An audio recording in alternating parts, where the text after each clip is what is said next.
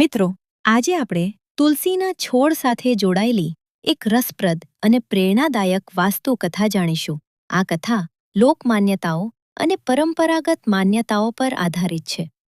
તેનો હેતુ માત્ર માહિતી અને પ્રેરણા આપવાનો છે.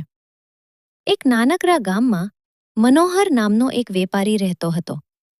તે ખૂબ જ મહેનતુ હતો, પરંતુ તેમ છતાં તેના વેપારમાં સતત નુકસાન થતું હતું. ઘરમાં પૈસાની તંગી રહેતી, પરિવારના સભ્યો વચ્ચે નાની નાની વાતમાં મતભેદ થતા અને ઘરમાં ખુશીનું વાતાવરણ નહોતું. એક દિવસ મનોહર ગામનાને ગયો. ત્યાં એક વિદ્વાન વૃદ્ધે તેની ચિંતા જોઈ અને તેની મુશ્કેલીઓ વિશે પૂછ્યું.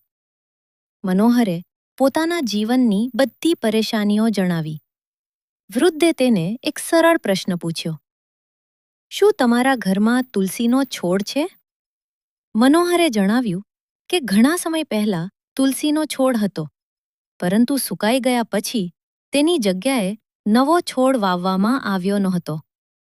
વૃદ્ધે સમજાવ્યું કે ઘણી પરંપરાઓમાં તુલસીને પવિત્રતા, શિસ્ત અને સકારાત્મક વાતાવરણનું પ્રતીક માનવામાં આવે છે. તેમણે મનોહરને સલાહ આપી કે ઘરની સારી રીતે સફાઈ કરે, યોગ્ય જગ્યાએ તુલસીનો નવો છોડ વાવે અને તેની નિયમિત સંભાળ રાખે.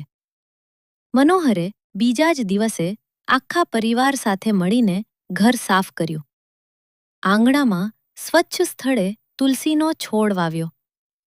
ત્યારથી દરરોજ સવારે છોડને પાણી આપવાનું, તેની આસપાસ સફાઈ રાખવાનું અને સાંજે દીવો પ્રગટાવવાનું શરૂ કર્યું.